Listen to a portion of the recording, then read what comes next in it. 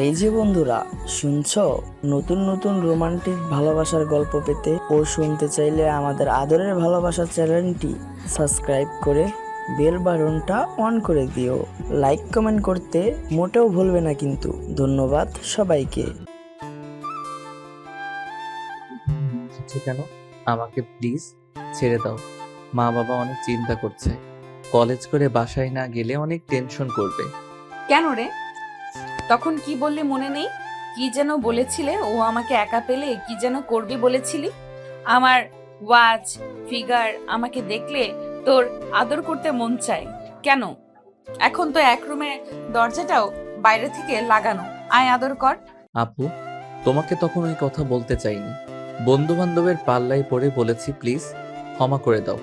আর কখনোই তোমাকে বলবো না। এবারের মতো মাফ করে দাও প্লিজ। মাফ কর, মাফ? আর আমি আজ পর্যন্ত কখনো কেউ আমার কাছে মাফ চেয়ে পাইনি, তুইও পাবি না। যা বলতে বলেছি তাই কর, না হলে জ্যান্ত আর বাসায় যেতে পারবি না। ভুলে যাস না আমি কিন্তু নেতার মেয়ে। আমার বাবাকে দেখে এই শহরের সবাই ভয় পায়। নেহার কথা শুনে স্বাধীন অনবরত ঘামতে লাগে। নেহা স্বাধীনের কাছে এসে টিস্যু দিয়ে স্বাধীনের মুখ থেকে ঘাম মুছে দিতে লাগে। কিরে, তুই এভাবে ঘুমাচ্ছিস কেন? যেখানে ঘুমাবো আমি সেখানেই তুই ঘুমাচ্ছিস। প্লিজ আপু, আমাকে ক্ষমা করে দাও। তখন আমি ওই কথাটা বলার জন্য সরি তো বলছি। প্লিজ ছেড়ে দাও। আমি ছোট্ট একটা বাচ্চা। আমার সঙ্গে এসব কাজ করতে তোমার বিন্দুমাত্র বাচ্চা না। ওরে আমার ছোট বাবুটা! বাবু, তখন তো আমার দিকে তাকিয়ে এইসব কথা বলতেছিলে। তখন মনে ছিল না তুমি ছোট বাবু, আমি তোমার সিনিয়র, আমার দিকে নজর দেওয়া তোমার ঠিক হয়নি। এখন এইসব শুনতে চাচ্ছি না। যা করতে বলেছি কর, না হলে তুই কিন্তু জ্যান্ত বাসায় ফিরতে পারবি না, তোর মরদেহ বাসায় ফিরবে। নেহার কথায় স্বাধীন অনবরত ঘামতে লাগে। ধীরে ধীরে পিছনের দিকে যেতে লাগে। নেহাই স্বাধীনের দিকে আসতে লাগে। এক পর্যায়ে স্বাধীন গিয়ে দেওয়ালের সঙ্গে পিঠ ঠেকে যায়। আর কোনো রাস্তা খোলা নেই তার জন্য। নেহা স্বাধীনের কাছে এসে স্বাধীনের দুহাত মুষ্টিবদ্ধ করে ফেলে। কিরে, কাঁপছিস কেন ভাই? আমি তো নিজেই তোর কাছে ধরা দিয়েছি, আমাকে আর জোর করে ওইসব করতে হবে না। আয়। দেখো আপু, আমাকে যেতে দাও। না হলে উল্টাপাল্টা কিছু করে ফেললে আবার বাবুর মা হয়ে গেলে আমাকে দোষ দিতে পারবে না। আরে, আমি তো এটাই চাচ্ছি তোর কাছ থেকে, বুঝতে পারছিস না? শুরু কর, বাবুর মা বানিয়ে দিয়ে দেখি তোর কত জোর। কথাটা বলে নেহা স্বাধীনের হাত ছেড়ে দেয় এবং নিজের উপর থেকে ওড়না সরিয়ে ফেলে। স্বাধীন নিচের দিকে তাকিয়ে থাকে। নেহা স্বাধীনের ঘাড় উঁচু করে স্বাধীনের ঠোঁটে অনবরত নেহা তার হাত দিয়ে স্লাইড করতে লাগে, স্বাধীনকে উত্তেজিত করতে লাগে। স্বাধীন নিজেকে আর কন্ট্রোল করতে না পেরে নেহাকে শক্ত করে জড়িয়ে ধরে। স্বাধীনের এই রূপ দেখে নেহা ভয় পেয়ে যায়। স্বাধীনের দিকে বড় বড় চোখ করে তাকায়, কিন্তু সেই দিকে স্বাধীনের কোনো হেলদোল নেই। আরে, কি করছিস? ছাড় দেখি, তোকে ভয় দেখানোর জন্য এখানে নিয়ে এসেছি। প্লিজ উল্টোপাল্টা কিছু করিস না, ছেড়ে দে আমাকে। অনেকবার বলেছি, আপনি আমার কোনো কথাই শুনেননি। এখন আমাকে উত্তেজিত করে উল্টাপাল্টা কথা বলা হচ্ছে। ওয়েট, দেখাচ্ছি। তারপর স্বাধীন নেহাকে ছেড়ে দিতে নেহা দৌড় দিয়ে বের হতে যায় দরজা দিয়ে। স্বাধীন দৌড়ে দরজার কাছে গিয়ে ভেতর থেকে লাগিয়ে দেয়। তারপর নেহাকে বাজা করে তুলে খাটের উপর নিয়ে এসে ফেলে দেয়। নেহা ধীরে ধীরে পিছনের দিকে যেতে লাগে আর স্বাধীনকে উদ্দেশ্য করে বলতে লাগে। দেখ, আমি তোর বড় আপুর মতো, প্লিজ কিছু করিস না। তখন তুই আমাকে উল্টাপাল্টা মন্তব্য করায় অনেক রাগ হয়ে যায়, তাই ভেবেছিলাম তোকে শাস্তি দেব বাসায় নিয়ে এসে, কিন্তু এরকম পরিস্থিতি হবে কখনো বুঝতে পারিনি। এখন আর এইসব বলে কোনো লাভ নেই। আপনি আমার কবলে পড়েছেন। বাঁচার উপায় একদমই নেই। এখন নিজে নিজে যদি জানতে ভালো না হলে আমি নিজেই সবকিছু করেছি। দেখ, তুই কিন্তু ভুলে যাচ্ছিস আমি এখানকার নেতার মেয়ে। যদি বাবা জানতে পারে তুই আমার সঙ্গে জোর জবরদস্তি করে এইসব করেছিস, তাহলে তোকে তো মারবেই, সঙ্গে তোর সপরিবারে মেরে ফেলবে কিন্তু। ও আচ্ছা, তাহলে এই ব্যাপার। ওয়েট, এর একটা সলিউশন বের করছি আমি। কথাটা বলে স্বাধীন খাট থেকে উঠে তার পকেট থেকে ফোন বের করে ভিডিও অন করে পাশের টেবিলে রেখে দেয়। তারপর নেহার উপর সে ঝাঁপিয়ে পড়ে। পরে নেহা অনবরত স্বাধীনের হাত থেকে বাঁচার চেষ্টা করে, কিন্তু পায় না। সে কখনোই ভাবতে পারেনি যে স্বাধীনকে শাস্তি দিতে গিয়ে সে নিজেই এরকম পরিস্থিতিতে পড়বে। শেষমেশ কোনো উপায় না পেয়ে স্বাধীনের সঙ্গে রেসপন্স করতে লাগে। এইভাবে প্রায় 2 ঘন্টা পার হয়ে যায়। তখনই দরজায় কড়া নাড়তে লাগে। কি রে, 2 ঘন্টা হয়ে গেল, দুজন ভিতরে কি করছিস? নাকি তোর উপরে স্বাধীন ঝাঁপিয়ে পড়েছে? দরজা খোল। নেহা কথা বলতে যাবে, এর আগে স্বাধীন নেহার ঠোঁটের সঙ্গে নিজের ঠোঁট মিশিয়ে দেয়। নেহা অবাক হয়ে যায়। সেইভাবে 5 মিনিট পার হতে স্বাধীন ছেড়ে দেয় নেহাকে। হাঁপাতে হাঁপাতে বলতে লাগে, আপু প্লিজ দরজা খোলো।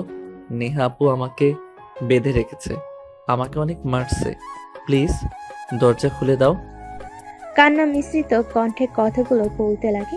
সাথী অবাক হয়ে যায় নেহা তার বান্ধবীর উদ্দেশ্যে কথা বলতে যাবে, এর আগে স্বাধীন তার হাত দিয়ে নেহাকে চুপ করতে ইশারা করে যে কথা বলতে যাবে।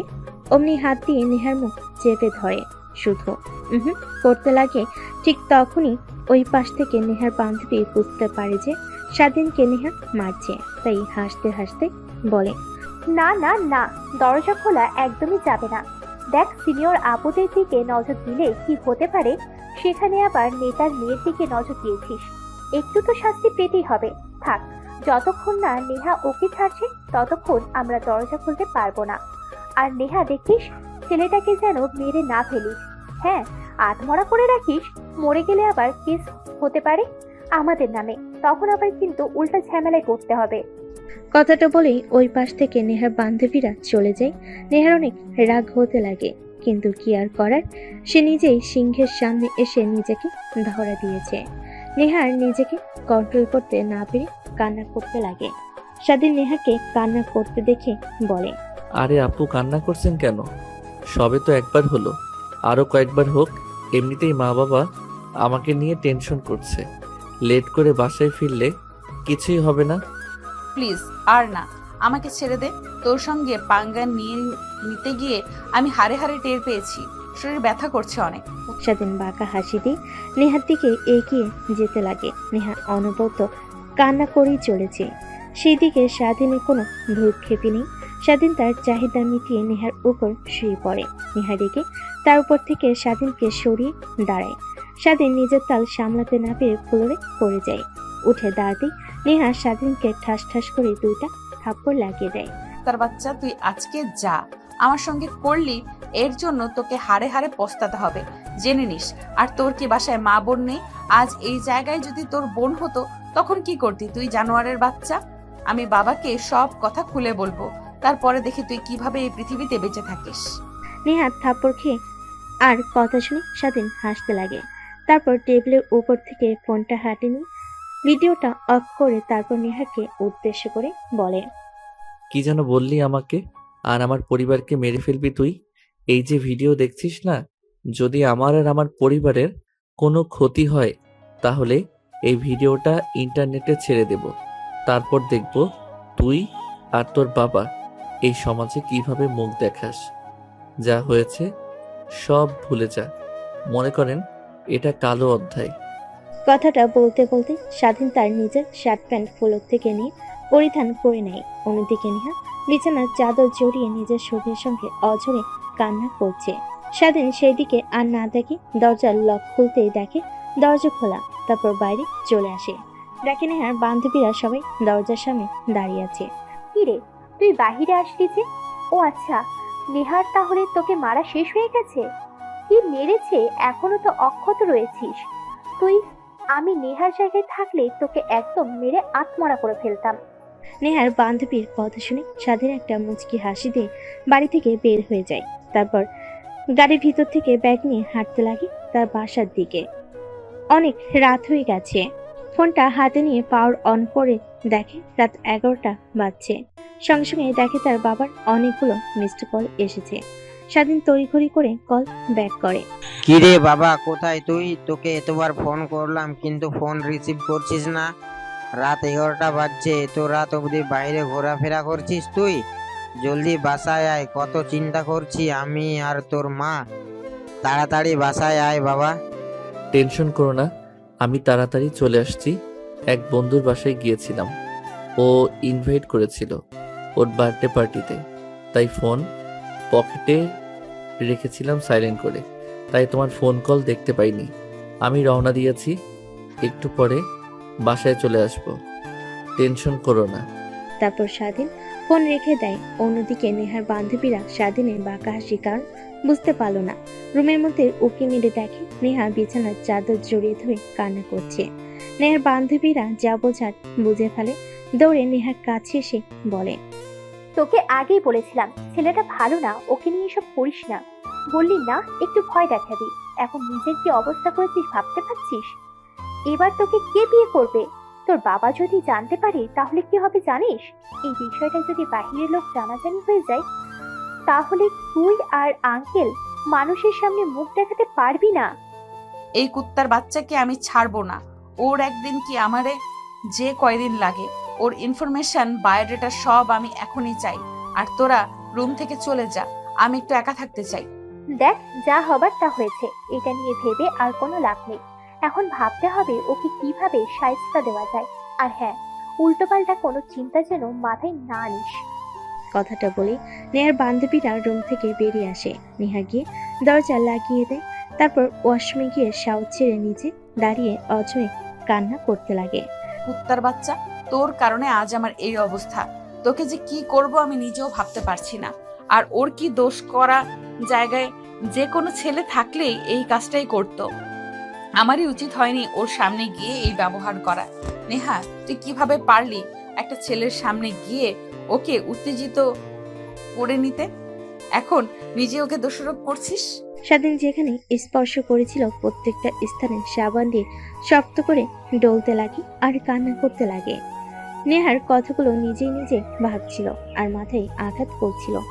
দেখতে দেখতে ফ্রেশ হয়ে গোসল করে ওয়াশরুম থেকে বের হয়ে আসে। তারপর পোশাক পরিধান করে বাইরে আসে। দেখে তার বান্ধবীরা ল্যাপটপ অন করে কি যেন করছে। নেহা তাদের পাশে গিয়ে বসে, নিজেকে সামনে বলে, কিরে, কি হয়েছে? সবাই হুমড়ি খেয়ে ল্যাপটপে কি দেখছিস সেভাবে? স্বাধীনকে?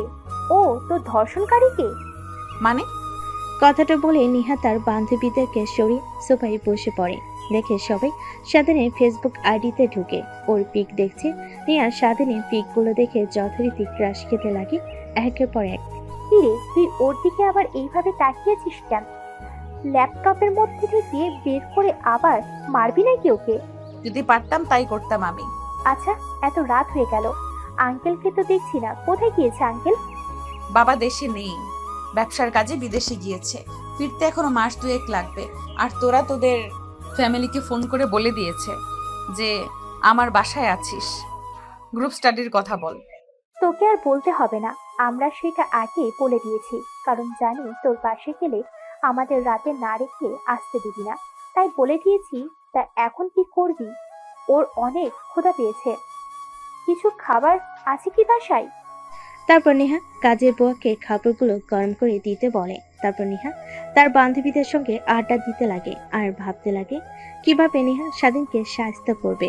অন্যদিকে স্বাধীন বাসে গিয়ে দরজায় কলিং বেল দিতে স্বাধীনের মা এসে দরজা খুলে দেয়। তারপর রুমের মধ্যে প্রবেশ করে সোফায় গিয়ে বসে স্বস্তির একটা নিঃশ্বাস ফেলে। পাশ থেকে স্বাধীনের মা বলে, 7 দিন হলো না এখানে নতুন এসেছে, আর এর মধ্যেই বন্ধু বানিয়ে ফেলেছিস। আবার ওর বাসায় গিয়ে বার্থডে পার্টি করিস। একটাবার ফোন করে বলবি না যে বাসায় মা বাবা আছে, অনেক চিন্তা করছে তোকে নিয়ে। সরি মা, আসলে খেয়াল ছিল না আমার। আচ্ছা, খাবারের জন্য কিছু আছে আমার জন্য বেড়ে আমার রুমে নিয়ে আসো, ফ্রেশ হতে হবে। কথাটা বলে স্বাধীন সোফা থেকে উঠে রুমে চলে যায়। ব্যাগটা খাটের উপর রেখে গামছা প্যান্ট শার্ট নিয়ে ওয়াশরুমে চলে যায়। তারপর ফ্রেশ হতে লাগে। ঠিক তখনই নেহার কথা ভাবতে লাগে। আসলে নেহার সঙ্গে কাজটা করা ঠিক হয়নি। কালকে কলেজে গিয়ে সরি বলতে হবে।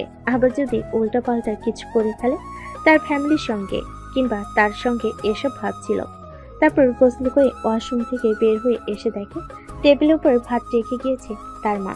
তারপর খাওয়া দাওয়া করে খাটের উপর শুয়ে ঘুমানোর চেষ্টা করতে লাগে, কিন্তু তার দু চোখে কোনো ঘুম ধরা যায় না। বারবার নেহার কথা মনে আসতে লাগে। তারপর স্বাধীন ফোন বের করে ফেসবুকে গিয়ে নেহার নাম লিখতে আইডি চলে আসে। তার প্রোফাইলে ঢুকে একের পর এক ছবি স্ক্যান করতে লাগে। স্বাধীনের কেন জানি নেহার প্রতি অনেক মায়া কাজ করতে লাগে। তারপরে মেসেঞ্জারে গিয়ে আইডিতে হাই লিখে মেসেজ করে।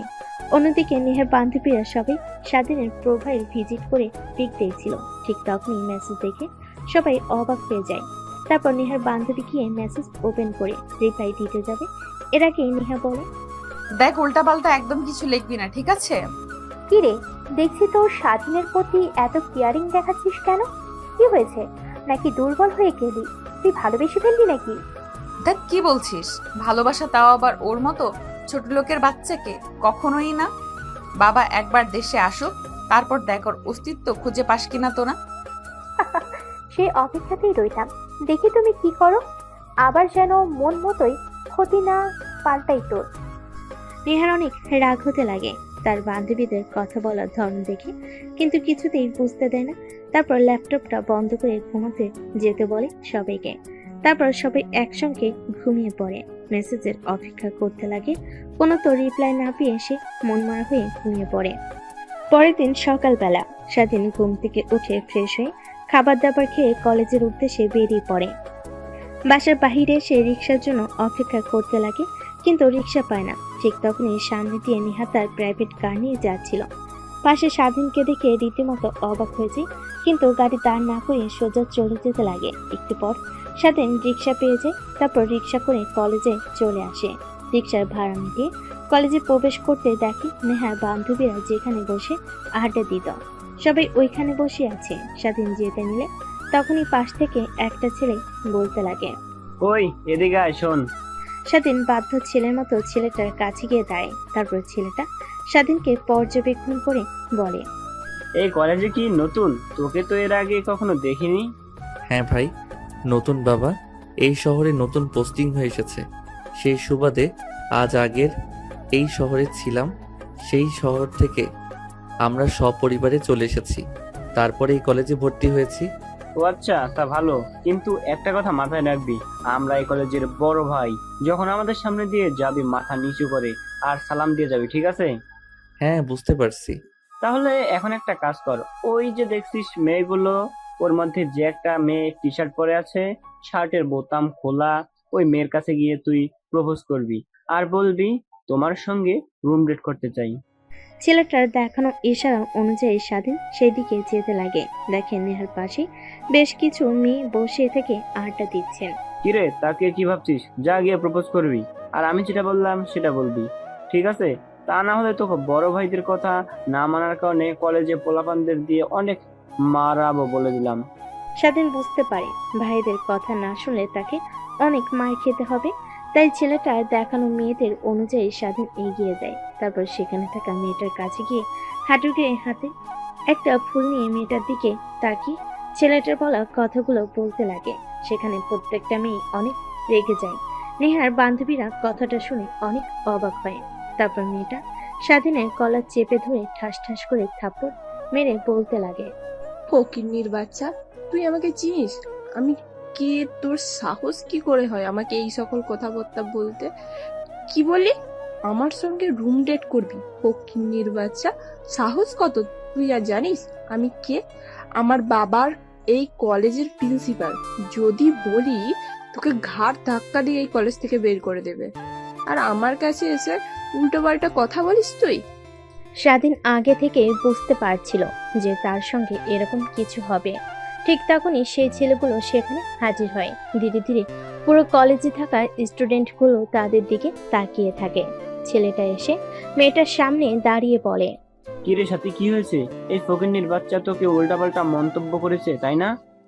আপু, বিশ্বাস করেন, আমি বলতে চাইনি। এই ভাইয়াটা আমাকে বলতে বলেছে আপনাকে কথাগুলো, না হলে আমাকে নাকি কলেজের পোলাপানদেরকে দিয়ে মায়ের খাওয়াবে। তাই আমি ভয় পেয়ে আপনাকে এই কথাগুলো বলেছি। প্লিজ ক্ষমা করে দাও আমাকে। কি? আমি সাথীকে এইসব কথা বলতে বলেছি? হ্যাঁ, কুত্তার বাচ্চা, আমার নিজের দোষ করে আবার আমার নামে চাপিয়ে দিচ্ছিস? তোর খবর আছে। এই তোরা দেখছিস কি? মার শালাকে। কথাটা বলতে যত দেরি, স্বাধীনকে সবাই মারতে তত দেরি করে না। এক এক করে প্রত্যেকটা ছেলে সে স্বাধীনকে মারতে লাগে। তারপর ছেলেটা হকি স্টিক নিয়ে স্বাধীনকে মারতে লাগে। স্বাধীনের মাথায় আঘাত পড়তেই স্বাধীন অজ্ঞান হয়ে মাটিতে লুটিয়ে পড়ে। পাশ থেকে চিৎকার দিয়ে নেহার বান্ধবীরা নেহাকে জড়িয়ে ধরে বলে, উচিত শিক্ষা পেয়েছে কুত্তার বাচ্চা, ওকে এই শাস্তি দেওয়াই উচিত ছিল। সবাইকে আজে বাজে মন্তব্য করা, তোকে করেছে কাল, আজ প্রিন্সিপাল স্যারের মেয়েকে, উচিত শিক্ষা পেয়েছে। এই তোরা ওকে আরো মার। স্বাধীন অজ্ঞান হয়ে যাওয়ার শেষ অবধি নেহার দিকে করুণ দৃষ্টিতে তাকিয়ে থাকে। তাকে বাঁচানোর শেষ অবলম্বন ইচ্ছা নেহার কেন জানি অনেক খারাপ লাগতে লাগে, কিন্তু কি আর করবে। সে এখন যদি স্বাধীনকে সাহায্য করে তাহলে তার বান্ধবীরা উল্টাপাল্টা কথা বলবে। মারতে মারতে স্বাধীনের নাক মুখ দিয়ে রক্ত বের হতে লাগে। প্রিন্সিপাল স্যার ম্যাডাম এসে সকলকে সরে যেতে বলে স্বাধীনের এই করুণ দশা দেখে সবাই ভয় পেয়ে যায়। ছেলেটাকে এমনভাবে মেরেছে যে হাত পা দিয়ে রক্ত বের হচ্ছে। নেহার কেন জানি অনেক খারাপ লাগে। আর কোনো কিছুর তোয়াক্কা না করে নেহা আর আরেকটা ছেলে স্বাধীনকে ধরাধরি করে গাড়িতে করে নিয়ে স্টার্ট দিয়ে হসপিটালের দিকে যেতে লাগে। নেহার বান্ধবীরা সবাই অবাক হয়ে যায় নেহার কাণ্ড দেখে। তারপর তারা নিজেদের মধ্যে কানাঘুষা করতে লাগে। কি রে, এর আবার কি হলো? স্বাধীনকে দেখে এরকম রিয়াক্ট করলো কেন? আরো শাস্তি পেয়েছে, ওর তো খুশি হওয়ার কথা। উল্টো নেহা ওকে নিয়ে হসপিটালে গেল। নিশ্চয়ই এর মধ্যে কোনো না কোনো কিছু আছে। নেহা স্বাধীনকে বোধহয় ভালোবেসে ফেলেছে। অন্যদিকে নেহার বান্ধবীকে নিয়ে হসপিটালে চলে আসে ডাক্তার। স্বাধীনের করুণ দশা দেখে আইসিইউতে ভর্তি করে পাশে থাকা ছেলেটা বলতে লাগে, আপু, ওরে হাল হলো কি করে, আর এইভাবে মারলো কে? তারপর নেহা সব কথা খুলে বলে। পাশে থাকা স্বাধীনের বন্ধু মাথায় হাত দিয়ে চেয়ারে বসে পড়ে। নেহ বসে পড়ে। তারপর স্বাধীনের বন্ধু নেহাকে বলতে লাগে, আপু, বিশ্বাস করবেন কিনা তা জানি না, আমি স্বাধীনের সঙ্গে সে ছোট্টবেলা থেকে বন্ধুত্ব, কখনো কোনো মেয়ের দিকে বাজে দৃষ্টিতে তাকাই নাই। সবসময় প্রত্যেকটা মেয়েকে সম্মান করেছে। আমি শিওর দিয়ে বলতে পারবো যে স্বাধীন কারোর চাপে পড়ে এই কথাটা বলেছে। ও ওই রকম ছেলেই না যে সকলের সামনে গিয়ে প্রপোজ করবে, তাও আবার বাজে কথা বলে। তারপর নেহা স্বাধীনের বন্ধুর সঙ্গে টুকটাক কথা বলছিল। ঠিক তখনই সেখানে আবির্ভাব ঘটে ডাক্তারের। কিছু ফর্মালিটি পূরণ করতে বলে, কিন্তু এখানে স্বাধীনে কেউ নেই। তাই নেহা বউ পরিচয় দিয়ে ফর্মালিটিগুলো পূরণ করে। পাশে থাকা স্বাধীনের বন্ধু অবাক হয়ে যায়। তারপর স্বাধীনের অপারেশন স্টার্ট হয়। প্রায় 1 ঘন্টা পর ডাক্তার বের হয়ে আসে। স্বাধীনের বন্ধু এগিয়ে গিয়ে বলে, আঙ্কেল, এখন কেমন অবস্থা আমার বন্ধু? হ্যাঁ, এখন বিপদমুক্ত, কিন্তু ছেলেটাকে কে বা কারা এভাবে মেরেছে? আর একটু মারলেই তো একদম মরে যেত। মাথার অনেকটা জায়গা কেটে গেছে, হাত পা কেটে রক্ত বের হচ্ছে। রক্ত দরকার হবে। এই পজিটিভ, আমাদের ব্লাড ব্যাংকে রক্ত নেই, তুমি রক্ত জোগাড় করো। কথাটা বলার জন্যই আমি বের হয়ে এসেছি, ইমিডিয়েটলি দরকার।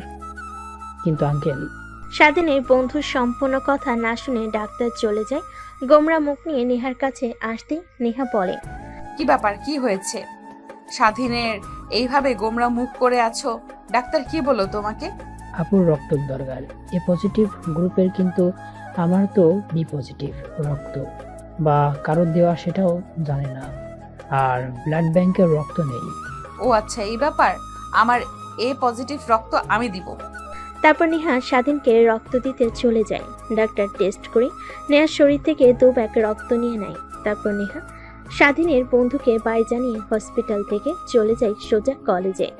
নেহার বান্ধবীরা নেহাকে দেখে দৌড়ে এগিয়ে এসে বলে, কিরে, তুই কলেজে এসেছিস ভেবেছিলাম, তো আবার হারিয়ে গেছিস বুঝি? ওকে নিয়ে বুঝলাম না, ওকে মেরেছে তোর খুশি হওয়ার কথা। তোর সঙ্গে ওই অনেক বাজে কাজ করেছে, আর তুই ওকে নিয়ে হাসপাতালে ভর্তি করতে চলে গেলি।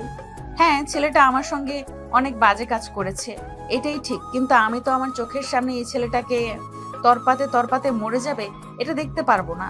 ওই জায়গাতে যদি স্বাধীন না হয়ে অন্য কোনো ছেলে থাকতো তাহলে আমি একই কাজ করতাম। কথাটা বলে নেহা ডলতে লাগে। তারপর অজ্ঞান হয়ে মাটিতে পড়ে যাবে। এর আগে নেহার বান্ধবীরা ধরে ফেলল। তারপর কলেজের হসপিটালে নিয়ে যায়। ডাক্তার নেহাকে দেখে বলে, মেয়েটার শরীর অনেক দুর্বল, তারপর আবার রক্ত দিয়েছে, এই কারণে অজ্ঞান হয়ে গিয়েছে। তোমরা একটা কাজ করো, ওকে বাসায় নিয়ে গিয়ে ভালো খাবার খাওয়ালে আগের মতো হয়ে যাবে, টেনশন করো না। ডাক্তার কিছু ওষুধ লিখে দেয়। তারপর নেহার বান্ধবীরা নেহাকে নিয়ে বাসায় চলে আসে। এভাবেই কেটে যায় বেশ কিছুদিন। 1 মাস পর স্বাধীন অনেকটা সুস্থ হয়ে যায়। স্বাধীনের বাবা মা তাকে আর এই কলেজে লেখাপড়া করাবে না এইটা বলে স্বাধীন না করে দেয়। সে ওই কলেজে ছাড়া অন্য কোনো কলেজে পড়বে না। এই কয়েকদিন নেহা স্বাধীনকে একটু দেখার চেষ্টা করে না, অনেক জানতে ইচ্ছে করে স্বাধীনের পরিস্থিতির কথা। স্বাধীনের বন্ধুকেও কলেজে আসতে দেখে না নেহা। কলেজ শেষ হলে বাসায় চলে যায় নেহা। তারপর দেখতে দেখতে রাত হয়ে যায়। নেহার অনেক মনে পড়তে লাগে স্বাধীনের কথা, কেন যেন অনেক মায়া কাজ করে স্বাধীনের প্রতি। তারপর নেহার মনে পড়ে যায় স্বাধীনের দেওয়া মেসেজের কথা। তারপর মেসেঞ্জারে গিয়ে স্বাধীনকে গিয়ে মেসেজ দেয়। অন্যদিকে স্বাধীন ফেসবুক স্ক্রলিং করছিল। হঠাৎ নেহার মেসেজ দেখে অবাক হয়ে যায়, সিন করে রিপ্লাই দেয়। একটু পর নেহা ফোন করে। স্বাধীন রিসিভ করে কাপা কাপা বলে হ্যালো, আসসালামু আলাইকুম। ওয়ালাইকুম আসসালাম। তা তোর এখন অবস্থা এখন কেমন? আলহামদুলিল্লাহ অনেক ভালো। মেরে ফেলতে তো চেয়েছিলেন কিন্তু দেখেন মরে যায়নি। অনেক সুন্দর চাল চেলেছিলেন কিন্তু কেউ বুঝতেই পারেনি আপনি কাজ করেছেন।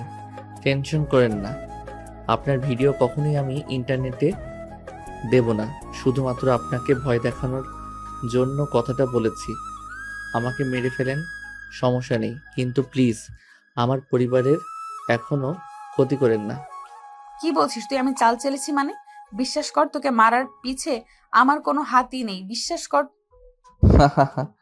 আমার বিষয়ে আপনার কি আসে যায়? আপনি যদি বলেন আমি আর ওই কলেজে যাব না, অবশ্য মা বাবা আর ওই কলেজে পড়াবে না বলেছে আমাকে। এখনো যদি আপনার রাগ না কমে তাহলে আমাকে বলেন, আমি যাব। আপনি যত খুশি আমাকে মারবেন, আমি কিছুই বলবো না কাউকে। দেখ, তোকে মারের পিছে আমার কোনো হাত নেই, তোকে বলছি, তারপরও বিশ্বাস করছিস না কেন? ভয় পেয়ে না, আমি তখন আসলে ভিডিও করিনি, এমনিতেই ফোন ওইখানে রেখে গিয়েছিলাম। বাদ দিন, আল্লাহ হাফেজ, ভালো থাকবেন। ফোনের ওই পাশ থেকে নেহা অনবরত হ্যালো হ্যালো বলে চলেছে, কিন্তু স্বাধীন ফোন রেখে দেয়। তারপর নেহার অ্যাকাউন্টটা ব্লক করে দেয়। এভাবে চলে যায় বেশ কিছুদিন। স্বাধীন অন্য আরেকটি কলেজে ভর্তি হয়েছে। নেহার ক্লাস করছিল, ঠিক তখনই জানালার বাইরে দিয়ে তাকিয়ে দেখে স্বাধীনের বন্ধু। নেহা ক্লাস থেকে বের হয়ে স্বাধীনের বন্ধুর কাছে গিয়ে দাঁড়ায়। হাঁপাতে হাঁপাতে বলতে লাগে, কি রে, স্বাধীনের কি হয়েছে? কলেজে দেখছি না ওকে, প্রায় 2 মাস হলো।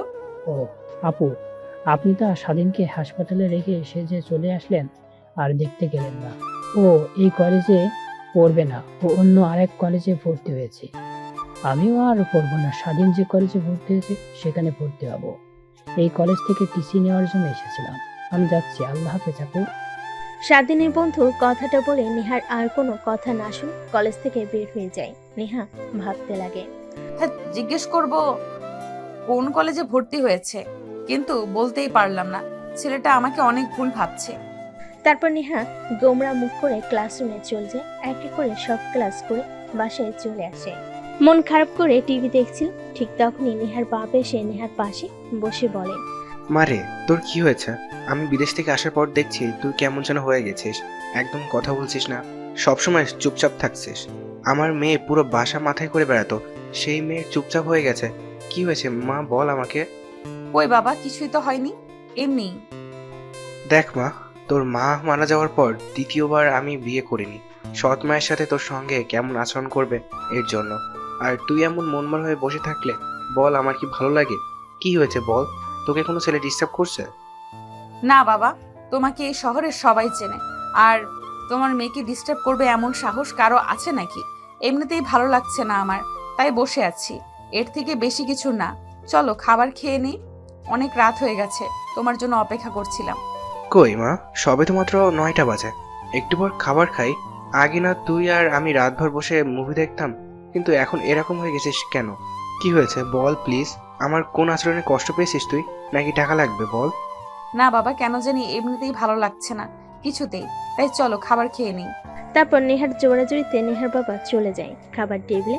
তারপর খাওয়া দাওয়া শেষ করে নেহা প্লেটে হাত ধুয়ে চলে যায় নিজের রুমে। নেহার বাবার অনেক খারাপ লাগে, তার মেয়ে হাসি খুশি সবসময় থাকতো। এমন মনমরা হয়ে গেছে কি জন্য। তাই নেহার বাবা তার এক বডিগার্ডকে ডাক দিয়ে নেহার সম্পর্কে সব খুঁটিনাটি বের করতে বলে, কেন এমন মনমরা হয়ে রয়েছে। অন্যদিকে স্বাধীন নতুন কলেজে গিয়ে অনেক বন্ধু বান্ধবী হয়। তার সকলের সঙ্গে আনন্দে আনন্দে ক্লাস করতে লাগে। আগের মতো দুষ্টামি করে না, মনোযোগ দিয়ে ক্লাস করে। বাসায় আসে। এমনই একদিন স্বাধীন তার বাসার বাহিরে দাঁড়িয়ে রিক্সার জন্য অপেক্ষা করছিল। ঠিক তখনই নেহা সামনে দিয়ে যায়। স্বাধীনকে দাঁড়িয়ে থাকতে দেখে নেহা স্বাধীনের কাছে সে গাড়ি দাঁড় করে গ্লাস নামিয়ে বলে, আয় গাড়িতে উঠে বস। স্বাধীন মাথা নিচু করে গাড়ির মধ্যে নেহাকে দেখে অন্যদিকে তাকিয়ে থাকে। নেহার অনেক রাগ হতে লাগে, কিন্তু মিষ্টি সুরে স্বাধীনকে কি আবার ডাকে। দেখ, আমি এখানে সিন ক্রিয়েট করতে চাচ্ছি না, প্লিজ গাড়িতে উঠে বস। তোর সঙ্গে কিছু কথা বলার আছে আমার, একটু বোঝার চেষ্টা কর, বিশ্বাস কর। কথাটা বলেই আর তোকে কোনো বিরক্ত করবো না, আমি চিরতরে তোর লাইফ থেকে সরে যাব। তারপর স্বাধীন নেহার কথা শুনে গাড়িতে উঠে বসে। সামনের সিটে বসতে নেহা গাড়ি স্টার্ট দিয়ে একটা পার্কে চলে যায়। স্বাধীন বলতে লাগে, আপু, আমাকে এইখানে নিয়ে আসলেন কেন? কলেজে যেতে হবে আমাকে। একদিন ক্লাস না করলে কিছুই হবে না, কিন্তু তোকে এই কথাগুলো না বলতে পারলে বিশ্বাস কর অনেক খারাপ লাগছে আমার। তারপর নেহা আর স্বাধীন পার্কের ভিতরে গিয়ে একটা বেঞ্চিতে গিয়ে বসে পড়ে। দুজনের মধ্যে অনেকটা দূরত্ব, এই দূরত্ব থেকেও মনের দূরত্ব অনেক। ঠিক তখনই নেহা স্বাধীনের কাছে গিয়ে স্বাধীনের 2 হাত চেপে ধরে বলতে লাগে, দেখ, আমি জানি তুই আমাকে অনেক বাজে আর খারাপ মেয়ে হিসেবে চিনিস, কিন্তু বিশ্বাস কর আমি মোটেও অমন না। আর তুই ভাবছিস কলেজে যে তোকে মেরেছে ওর মধ্যে মেন ভিলেন হচ্ছে আমি, কিন্তু বিশ্বাস কর আমি কিছুই করিনি। ইভেন আমার তো তোর প্রতি কোনো ক্ষোভ নেই, কারণ আমি বুঝতে পেরেছি যে দোষটা আমারই ছিল। তোর জায়গায় ওখানে যে কোনো ছেলে থাকলে আমার সঙ্গে একই কাজ করতো। ও আচ্ছা, এই কথা তো এই কথা তা আগে বলবেন না? আমি কোনো কিছুই মনে করিনি, যা হবার তা হয়ে গেছে। আর একটা কথা, প্লিজ আমাকে ক্ষমা করে দিন ওই দিনের জন্য। আসলে নিজের ছিলাম না, আপনার সঙ্গে হুট করে ওইসব হয়ে গিয়েছে, ক্ষমা করে দিয়েন। আর হ্যাঁ, যদি পারেন তো অবশ্যই এইসব পোশাক না পরে বাঙালি মেয়েদের মতো 3 পিস আর পায়জামা পরবেন, এতে আপনাকে অনেক ভালো লাগবে। দেখ, সত্যি করে বলছি, তোকে আমি ভালোবেসে ফেলেছি, অনেক অনেক ভালোবাসি, নিজের জীবনের থেকেও বেশি। তুই যদি কিভাবে আর কেন তোকে ভালোবেসে ফেলেছি সেটা আমি নিজেও জানি না। নেহার কথা শুনে স্বাধীন হাসতে লাগে। নেহা স্বাধীনের হাসির দিকে অপলক দৃষ্টিতে তাকিয়ে থাকে। একটু পর স্বাধীন হাসি থামিয়ে দিয়ে বলে, ও রিয়েলি? কোটিপতি বাবার একমাত্র মেয়ে, ও সরি নেতার একমাত্র মেয়ে আমার প্রেমে পড়েছেন? এটা আবার নতুন প্ল্যান বুঝি আমাকে মারার জন্য? আর মারতে হবে না। হ্যাঁ, আমি ভুল করেছি, আপনার কাছ থেকে ক্ষমা চাচ্ছি। তা যদি না মানেন, আমাকে যদি বলেন পুরো বাজারের সামনে আপনার পা জড়িয়ে ধরে মাপ চাইতে, সেটাও পারবো, কিন্তু এই আজে বাজে কথা বলবেন না আর আমাকে। নেহার কেন জানি অনেক রাগ হতে লাগে। রেখে স্বাধীনকে শক্ত করে জড়িয়ে ধরে। স্বাধীন অবাক হয়ে যায়, নিমিষে যেন পুতুলে রূপান্তর হয়। স্বাধীন নেহাকে ধাক্কা দিয়ে সরিয়ে দিয়ে বলে, ধ্যাত, বাজে একটা মেয়ে। আপনার মতো মেয়েকে কখনোই ভালোবাসা যায় না। নিজে ঠিক নেই, বাবার ঠিক নেই। স্বাধীনের বলা কথাগুলো শুনে নেহার অনেক রাগ উঠে যায়। নিজের রাগকে আর কন্ট্রোল করতে না পেরে স্বাধীনের গালে ঠাস ঠাস করে থাপ্পড় লাগিয়ে দিয়ে নিজের চোখগুলো হাত দিয়ে মুছে বলে, আমারই ভুল হয়েছে, তোর মতো একটা ছেলেকে ভালোবেসেছি যে কিনা মেয়ে দেখলেই হুমড়ি খেয়ে পড়ে, দেহের লালসা। আর আমাকে তুই বলছিস আমি বাজে মেয়ে? দেখ, ভালো হয়ে যা, চাই না তোর কারণে আর কোনো মেয়ের জীবনটা নষ্ট হোক। কথাটা বলে নেহা চলে আসতে যাবে। ঠিক তখনই মাথা ঘুরে পড়ে যেতে লাগে। স্বাধীন গিয়ে ধরে ফেলে। নেহা স্বাধীনকে ধাক্কা দিয়ে দূরে সরিয়ে দিয়ে বলে, একদম তুই আমাকে টাচ করবি না, আমি বাজে মেয়ে, তাই না? স্বাধীনের কেন জানি নেহার বলা কথাগুলো তীরের মতো এসে মুখে বাঁধে। তারপর নেহাকে ছেড়ে দেয় না। স্বাধীন নেহাকে বেঞ্চের উপর বসিয়ে দেয়। তারপর দোকান থেকে পানির বোতল নিয়ে এসে নেহার দিকে এগিয়ে দেয়।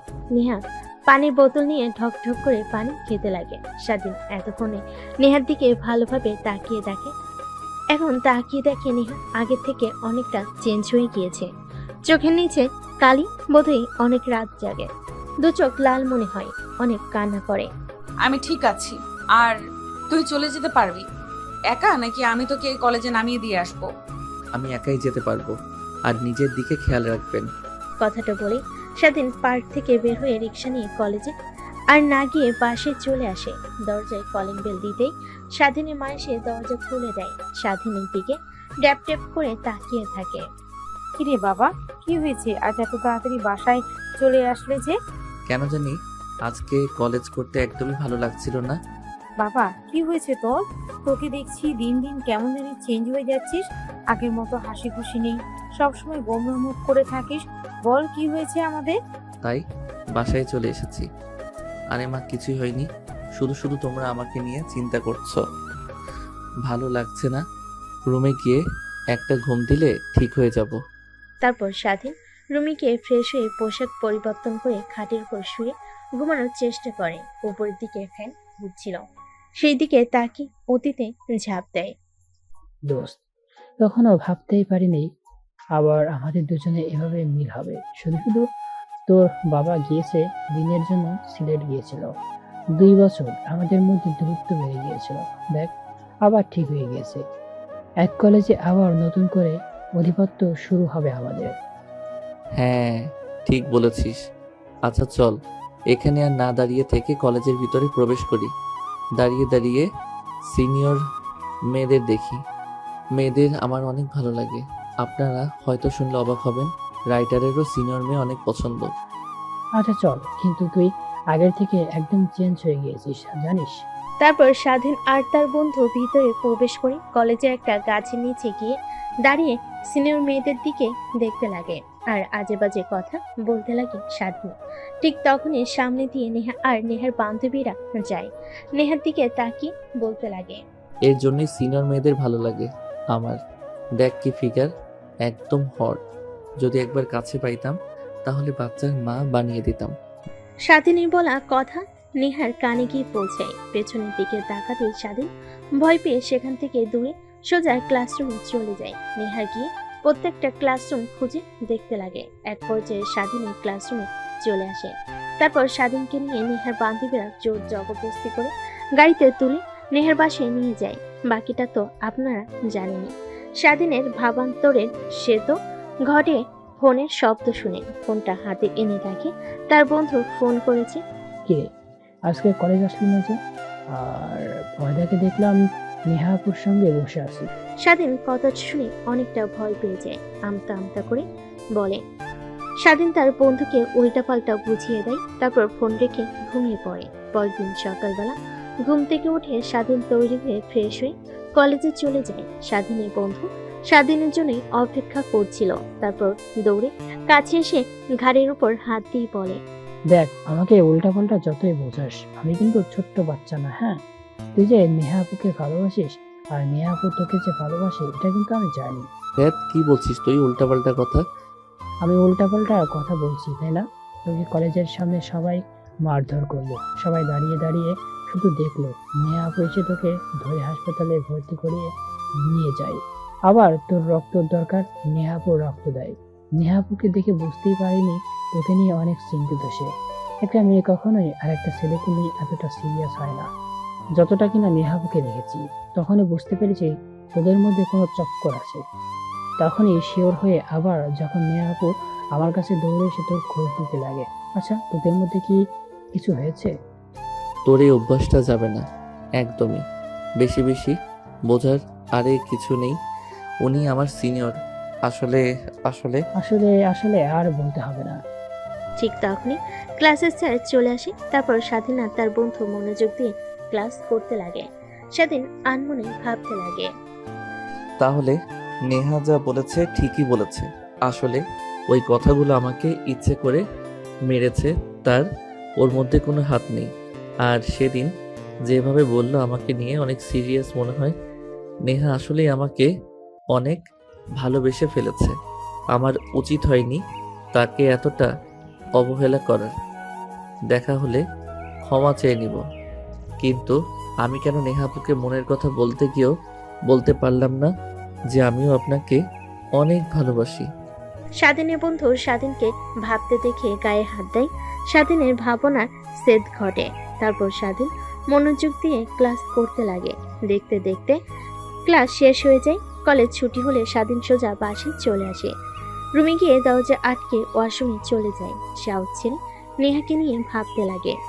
আমার উচিত ছিল তার কথাগুলো ভাবা।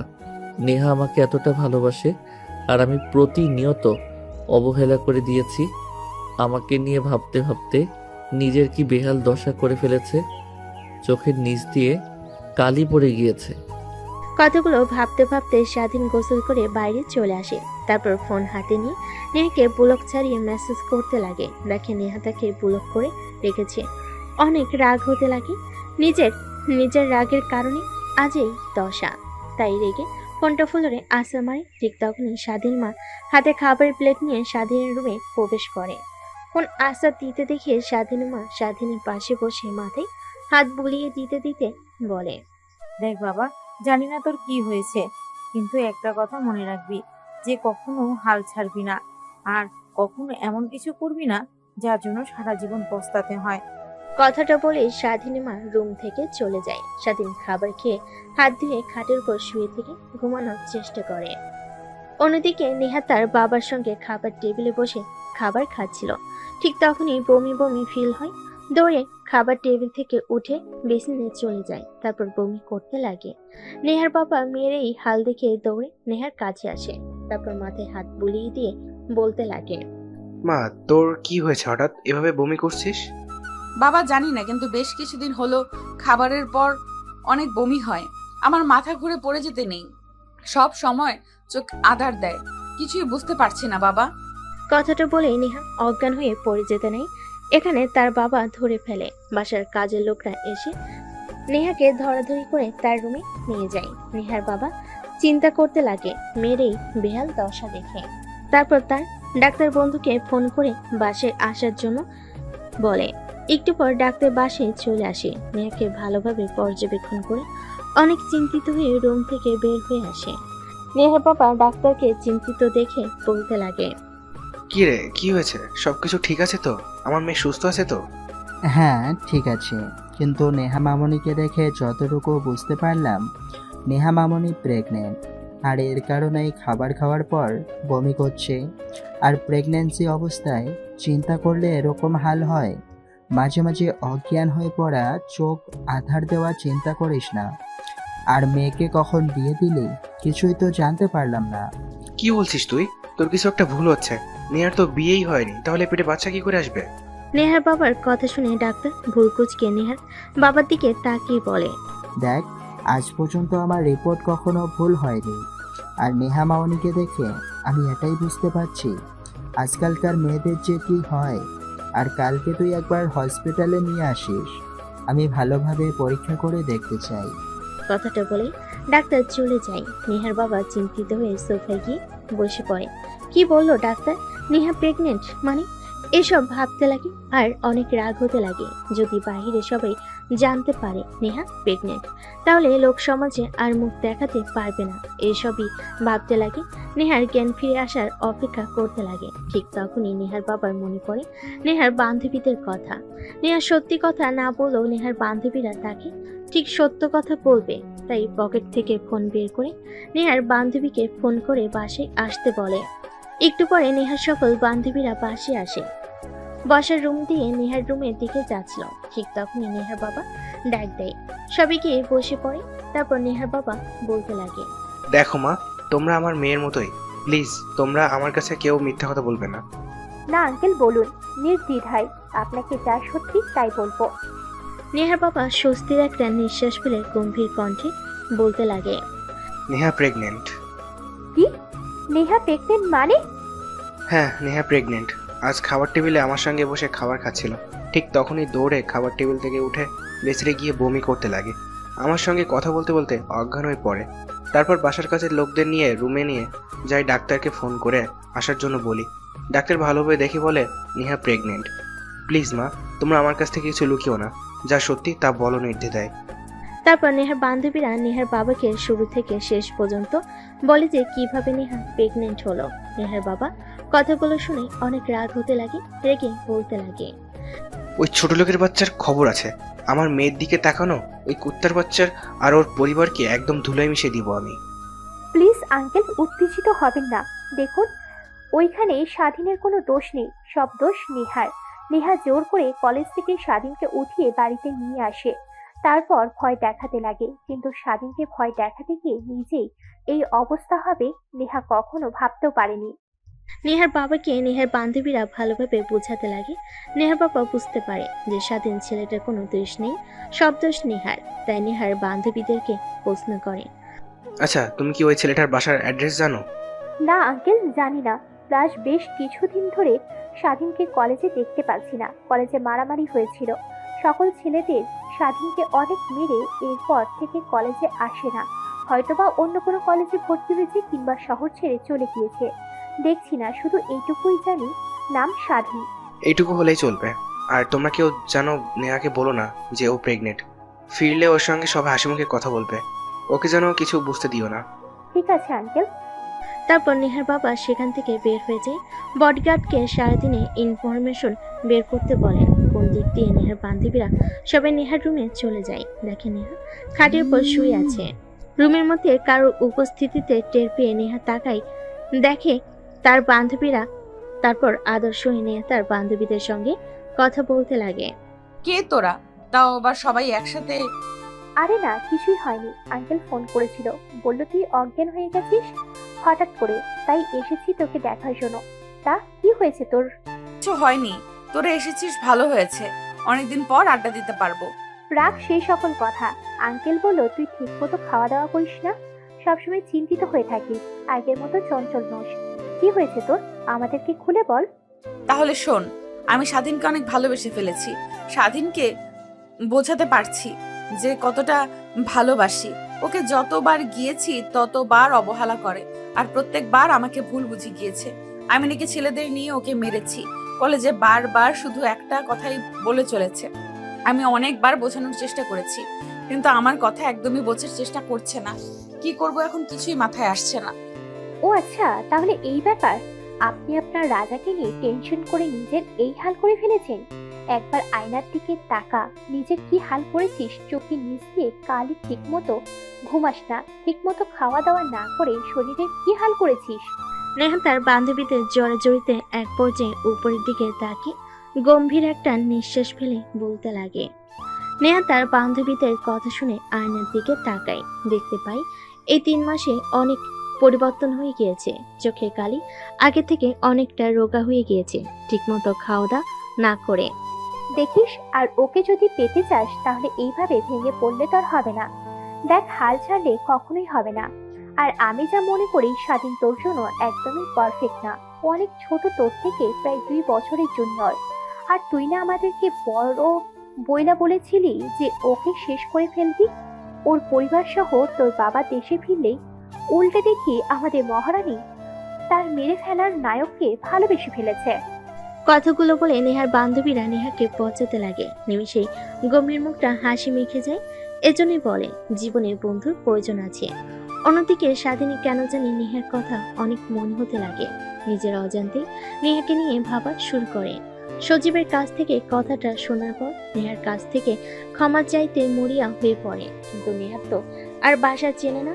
কলেজের সামনে গিয়ে অনেক দাঁড়িয়েছে, কিন্তু কলেজে আর আসে না।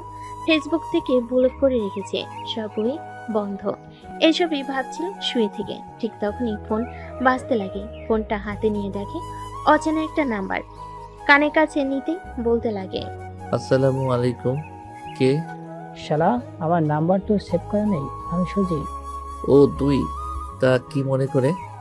কি রে, তোর কি হয়েছে? ঠিক মতো কলেজে আসিস না, আসলেও আলমোনা হয়ে থাকিস। আমি সারাক্ষণ দেখি রুমের বাইরেও বের হোস না। আগে প্রত্যেকদিন পাড়ার মাঠে জাতীয় ক্রিকেট খেলার জন্য, এখন তাও যাস না। কি হয়েছে আমাকে খুলে বল। আর তোর জন্য একটা সারপ্রাইজ আছে, বাসার নিচে আয়। দেখ, ভালো লাগছে না। আমার ঘরের ভিতর থাকতেই অনেক ভালো লাগে।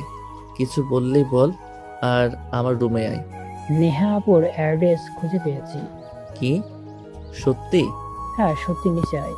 কথাটা শুনে স্বাধীন আনন্দিত হয়ে খাট থেকে উঠে পড়ে।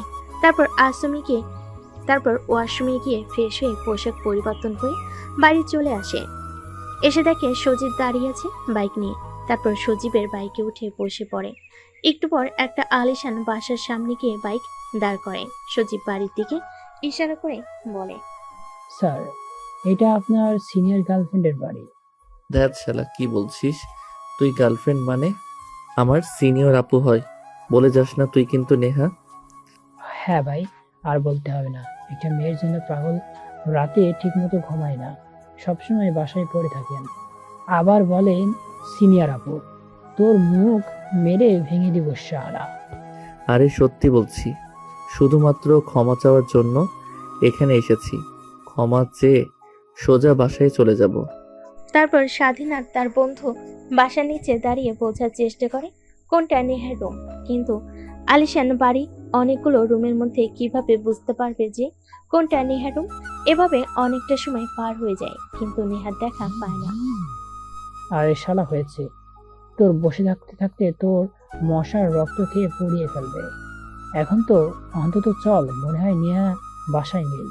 আমার কেন জানি মনে হচ্ছে নেহা বাসায় আছে, আর একটু পরে বেলকনিতে আসবে। হ্যাঁ ভাই, আপনি তো জ্ঞানী, আপনি ভবিষ্যতও জানেন, তাই না? ভবিষ্যৎবাণী করেন আর ভাব থাকেন যে নেহা ঠিক আসবে। চললাম, বসে থেকে মশার কামড় খেতে পারবো না আর। এতক্ষণ দাঁড়িয়ে থাকলি, আর একটু দাঁড়িয়ে থাক প্লিজ। দেখ, যা করা তাড়াতাড়ি কর। তুই নিজেও তো বললি যে ভালোবাসিস না, তারপর আবার তাকে দেখার জন্য এখানে অপেক্ষা করেছিস। আর তুই কি ভাবছিস এখান থেকে নেহাকে ডাকলে ওই বেলকনিগুলো থেকে ভাবছিস তোর ডাক শুনতে পাবে? বলদ কোথাকার। বললেই পারিস যে অনেকদিন হলো নেহাকে দেখিস না, দেখার জন্য এসেছিস তুই। ঠিক আছে ভাই, আমি নেহাকে ভালোবাসি আর ওকে দেখার জন্য এসেছি। এবার তো অন্তত চুপ করো। তারপর স্বাধীন আর স্বাধীনের বন্ধু নিচে দাঁড়িয়ে থেকে অপেক্ষা করতে লাগে। একটু পর নেহা বেলকনিতে আসে কফির মগ হাতে নিয়ে ফ্রেশ হওয়ার জন্য। অনেকদিন পর তার বান্ধবীদের সঙ্গে আড্ডা দিয়ে কেন জানি অনেক ভালো লাগছে। কফি নিয়ে বেলকনিতে দাঁড়িয়ে প্রাকৃতিক মনোরম পরিবেশ উপভোগ করতে লাগে। অন্যদিকে স্বাধীন নেহাকে বেলকনিতে আসতে দেখে তার মুখের আচমকায় হাসি রেখা টানে। সে ভালো করে জানে এখান থেকে নেহাকে ডাকলে কখনো শুনতে পারবে না। তারপর বিধা ডাকতে লাগে, আরে ভাই, মারবি নাকি তুই? ভুলে যাস না, নেহার বাবা এখানকার নেতা, আশেপাশে তার অনেক বডিগার্ড ঘোরাফেরা করে। যদি কেউ দেখতে পাই যে এখানে দাঁড়িয়ে থেকে নেহা নেহা বলে রাখছিস, তোকে তো মারবে, সঙ্গে আমাকেও মেরে ফেলবে। ভাই, এবার অন্তত চুপ কর। তারপর স্বাধীন চুপ হয়ে যায়। নেহা যতক্ষণ বেলকনিতে দাঁড়িয়েছিল ততক্ষণ মন ভরে দেখে নাই। চলে যেতে গাড়ি করে স্বাধীন বাসে চলে আসে। রাতে নেহাকে নিয়ে অনেক কল্পনা করতে লাগে যে সে নেহাকে ভালোবেসে ফেলেছে। যেভাবেই হোক সরি বলে নেহাকে আপন করে নিতে হবে। ভাবতে ভাবতে স্বাধীন ঘুমিয়ে পড়ে। অন্যদিকে নেহার বাবা স্বাধীনের সম্পর্কে সবকিছু পেয়ে যায়। পরদিন সকাল হতে স্বাধীন যখন কলেজে চলে যায়, নেহার বাবা স্বাধীনদের বাসে আসে। তারপর স্বাধীনের বাবা মার সঙ্গে কথা বলতে লাগে। স্বাধীনের মা বাবা ছেলের এরকম কাণ্ড দেখে অবাক হয়ে যায়। তারা নিজেরাই বিশ্বাস করতে পারে না, কিন্তু এত বড় একটা নেতা প্লাস বিজনেসম্যান তাদের বাসে এসে কথাটা বলেছে, অবশ্যই সত্যি হবে।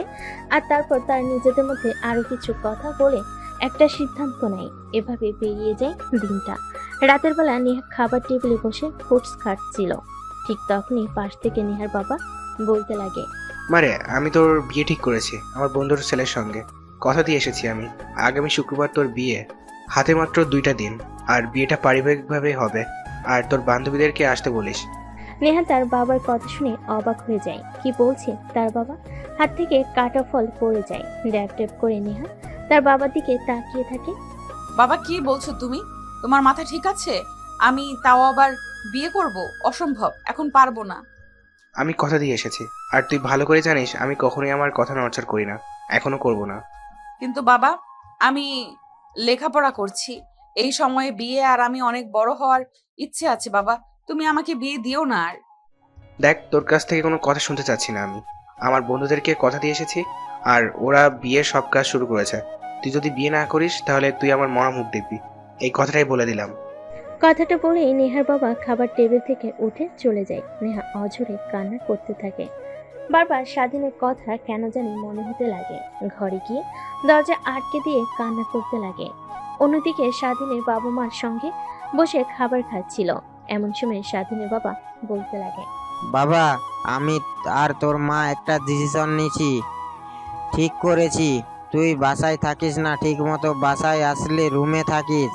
সারাক্ষণ তোর মা একা, আমি অফিসে চলে যাই। তাই আমি আর তোর মা সিদ্ধান্ত নিয়েছি তোকে বিয়ে দেব আমার এক বন্ধুর মেয়ের সঙ্গে। আর কোথাও দিয়ে এসেছি, আগামী শুক্রবার তোর বিয়ে। বাবা কি বলছো তুমি? মাথা ঠিক আছে? সবেমাত্র কলেজে উঠেছি আমি, আর আমার বিয়ে দেবে মানে? আর কে আমার মতো একটা ছেলেকে তার মেয়ের হাত তুলে দেবে? আর আমি বিয়ে করতে পারবো না তোমাকে, সাফ বলে দিলাম।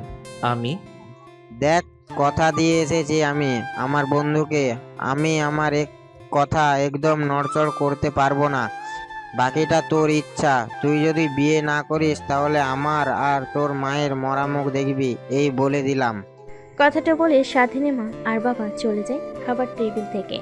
স্বাধীনে অনেক খারাপ লাগতে লাগে। তার মা বাবার উপরে খাবার না খেয়ে হাত ধুয়ে রুমে চলে আসে। ভাবতে লাগে নেহার কথা। কি করবে সে? তার বাবা মাকে কি বলে নেহার কথা যদি বলে, তারা তো আর মেনে নিতে পারবে না। আর নেহার বাবা কি কখনো মানতে পারবে? আমি সামান্য একটা ছেলে, আর তারা কোটিপতি। আর নেহাকে গিয়ে এখন কথাটা বলে নেহা যদি না মেনে নেয়, তখন কি হবে? নাকি বাবা মার কথাই রাখবে?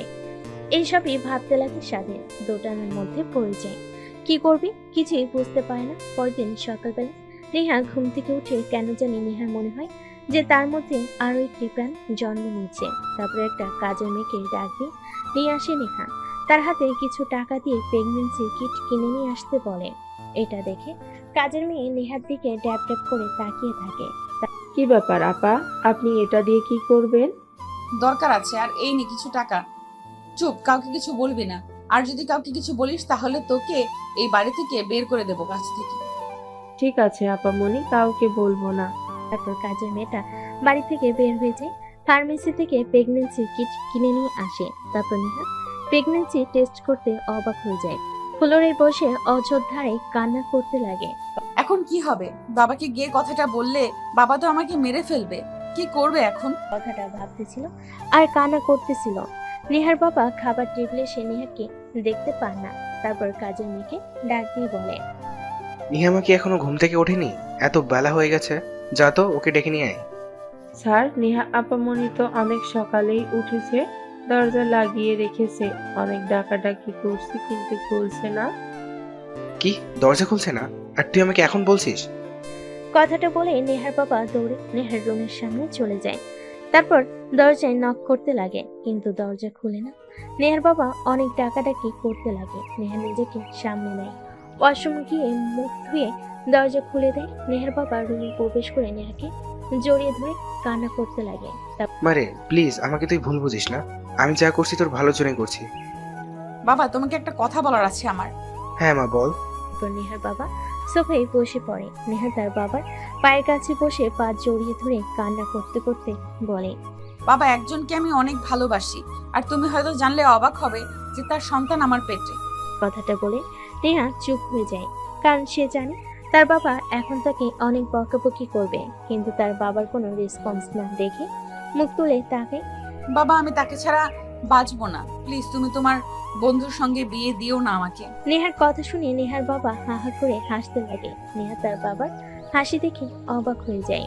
কি ব্যাপার, তুমি হাসছো কেন বাবা? আচ্ছা, ছেলেটার নাম কি স্বাধীন? হ্যাঁ, বাট তুমি জানো কি করে? আজ পর্যন্ত তুই আমার কাছ থেকে যা চেয়েছিস তাই পেয়েছিস। কখনো তোর হাসি মাখা মুখ দেখার জন্য অনেক কিছু করেছি। তুই গোমরা মুখ হয়ে বসে থাকিস, ঠিক মতো খাওয়া দাওয়া করিস না, আর ভেবেছিস আমি ঠিক থাকবো। তোর এই গোমরা মুখ চিন্তিত মুখ দেখে থাকার পেছনের সব কারণ খুঁজে বের করেছি। আর পাগলি মেয়ে একটা, আমি তোর স্বাধীনের সঙ্গে বিয়ে ঠিক করেছি। কিন্তু তুমি যে বললে তোমার বন্ধুর ছেলে। আরে ওটা তো তোকে এমনি বলেছি। নেহা তার বাবার মুখ থেকে এরকম কথা শুনে অবাক হয়ে যায়। নিমিষে হাসি রেখা তার মুখে টেনে নেহা তার বাবাকে শক্ত করে জড়িয়ে ধরে। অন্যদিকে স্বাধীন তার বাবা মাকে অনেক করে বোঝানোর চেষ্টা করে, কিন্তু পায় না। নেহাকে নিয়েও ভাবতে লাগে। বুঝতে পারে নেহা তার কপালে নেই, তাই সে বিয়েতে রাজি হয়ে যায়। দেখতে দেখতে বিয়ে হয়ে যায়। বাসর ঘরে দরজার সামনে স্বাধীন অপেক্ষা করতে লাগে। পেছন থেকে স্বাধীনের বন্ধু এসে স্বাধীনকে ধাক্কা দিয়ে রুমের মধ্যে ঢুকিয়ে দিয়ে দরজা আটকে দিয়ে বাইরে থেকে বলে, শালা, ভাবিকে দেখে একদম অবাক হয়ে যাবি। আর সকালের আগে দরজা খুলছে না, যতই চিৎকার করিস না কেন তুই। কথাটা বলে স্বাধীনের বন্ধু চলে যায়। স্বাধীন গুটিসুটি পায়ে সামনের দিকে এগিয়ে যেতে লাগে। নেহা এসে স্বাধীনের পাশে সালাম করে। স্বাধীন নেহার কাছ থেকে অনেকখানি দূরে দাঁড়িয়ে বলতে লাগে, দেখুন, এই বিয়েতে আমার কোনো মত নেই। মা বাবা আমাকে জোর করে বিয়ে দিয়েছে আপনার সঙ্গে। প্লিজ আমার কাছ থেকে কখনো স্বামীর অধিকার আশা করবেন না। আর হ্যাঁ, আমি অন্য আরেকজনকে ভালোবাসি। কথাটা শুনে নেহা রেগে যায়। ঘুমটা সরিয়ে স্বাধীনের দিকে তাকায়। স্বাধীন মাথা উঁচু করে নেহাকে দেখতে পেয়ে অনেকটা অবাক হয়ে যায়। নেহা দৌড়ে স্বাধীনের কাছে আসে, গলা চেপে ধরে বলতে লাগে, কুত্তার বাচ্চা, আর কয়টা মেয়ের জীবন নিয়ে খেলা করবি তুই? হ্যাঁ নেহা আপু, তুমি? হ্যাঁ আমি। আর কাকে ভেবেছিলি তুই? তুই ভেবেছিস কি আমাকে ছেড়ে অন্য কাউকে বিয়ে করবি আর আমি তাকিয়ে তাকিয়ে দেখবো? আপু প্লিজ, কলার ছাড়ো। বিবাহিত স্বামীর কলার কেউ এভাবে ধরে নাকি? স্বাধীনকে আর কোনো কথা বলতে না দিয়ে নেহা স্বাধীনের ঠোঁটের সঙ্গে নিজের ঠোঁট মিশিয়ে নেয়। প্রায় 5 মিনিট পর স্বাধীনকে ছেড়ে দেয়। স্বাধীন অবাক হয়ে যায়। আপু, আমার মতো বাচ্চা ছেলের সঙ্গে তুমি এই কাজটা করতে ঠিক পারলে? স্বাধীনের কাছ থেকে আপু ডাক শুনে নেহা স্বাধীনের গালে ঠাস ঠাস করে থাপ্পড় লাগিয়ে দেয়। স্বাধীন ভাইবাচাটাকে দুগাল চেপে ধরে বলে, আপু কাকে বলছিস? হ্যাঁ আপু না, বউ বলে ডাকবি, না হলে আর কিছুদিন পর বাবুর বাবা হবি। এখনো ছোট বাচ্চা আছিস তুই। কি? হ্যাঁ, ওই দিন যে তুই আমার সঙ্গে ওটা করেছিলি, এরপর আমার পেটে বাচ্চা চলে আসে। কি বলো তুমি? এটা যদি আমার মা বাবা জানতে পারে তাহলে আমাকে তো শেষ করে ফেলবে। সবাই জানে। এইবার আয়, কতদিন ধরে তোকে মন ভরে দেখি না। কথাটা বলে নেহা স্বাধীনকে শক্ত করে জড়িয়ে ধরে, তারপর খাটের উপর ফেলে দেয়। দুজনেই হারিয়ে যেতে লাগে এক ভালোবাসার অতল গভীরে। ওইদিকে আমাদের আর না গেলেও চলবে। যদি যেতে চান তাহলে বিয়ে করুন।